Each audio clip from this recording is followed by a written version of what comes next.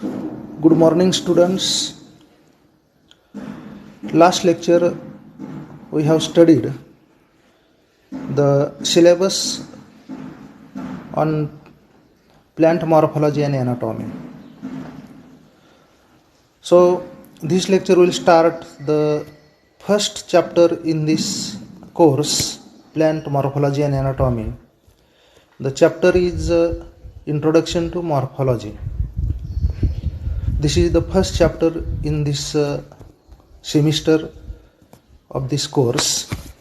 So first we see the general introduction about this plant morphology. So see here that plant morphology is a field of study dealing with the gross external structure of plant organs. Morphology forms the basis of taxonomic description and generally constitutes the most important data in delimiting and mark out plant groups. The study of plants is done with different angles and aspects. Example, when we study external characters, it is known as morphology. If we study the internal structure, it is known as anatomy. Sometimes we are interested only in cell structure. Such a study is known as cytology. If anyone studies the functions or metabolism in plants, then it is called as physiology. The branch of botany which deals with identification, naming and classification of plants is known as taxonomy, while the branch of botany dealing with hereditary characters is known as genetics. All these branches of botany helps to understand plant life in great details. Then we must see the definition. Plant morphology is defined as the branch of botany dealing with external features, characters, structures of plant. Plant morphology or phytomorphology is the study of physical form and external structure of plants. The external structures, size and shape of whole plant, its leaf, root, stem, flowers, fruits and even seeds is studied under morphology. The habit of any plant such as herbs, shrubs, climbers, tuners, trees is the morphological nature of that plant. The color of flower, fruits and seeds are also described in morphology. Then after that we must see that types of morphology, which includes external morphology, descriptive morphology, interpretative morphology and internal morphology. So first we see the descriptive and interpretative morphology.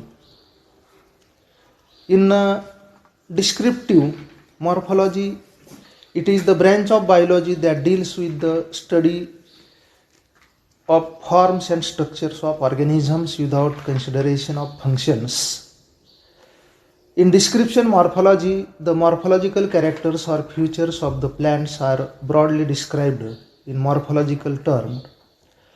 Descriptive morphology gives the detailed description of plant body in general, including its roots, shoot, flowers, fruits and seeds.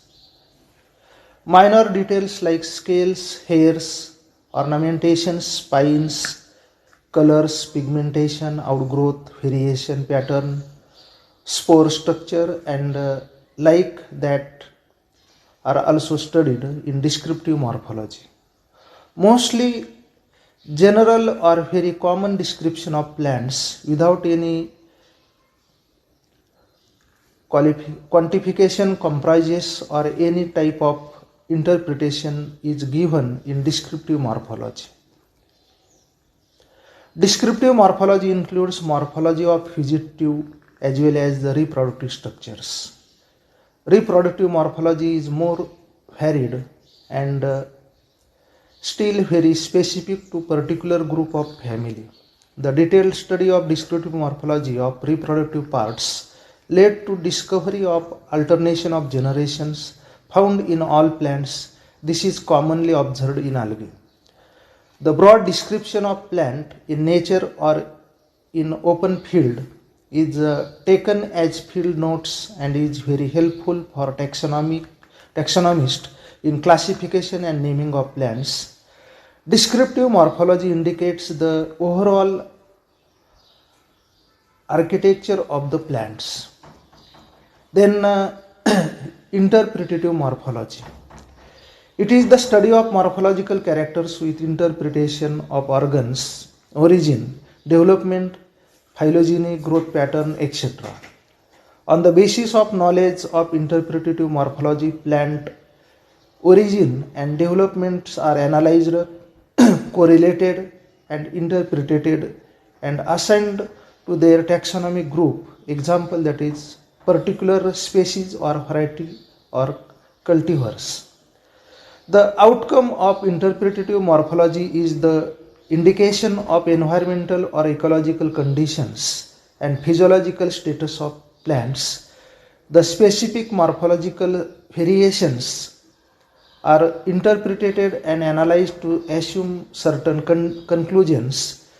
The similarities and differences in morphological structures between plant groups, example bryophytes, pteridophytes, gymnosperms and angiosperms, indicate that bryophytic group has given rise to primitive pteridophytes and some pteridophytic lines may be the ancestor of gymnosperms.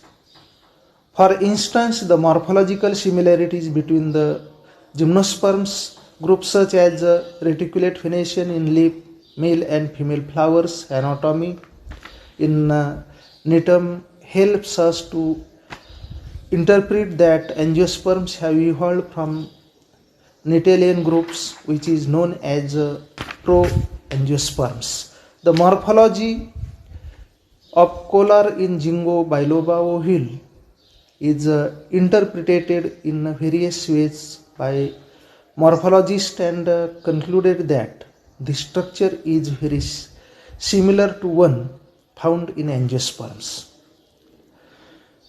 The morphology of sepals and petals is very similar and hence it is interpreted that the various previous one has given rise to the present. The similarities in vegetative and reproductive morphology of different groups of families of angiosperms are highly useful for the interpretation of origin and evolution of different lines of plants families in angiosperms. The phylogenetic interrelationship among different plant groups is explained on the basis of interpretative morphology.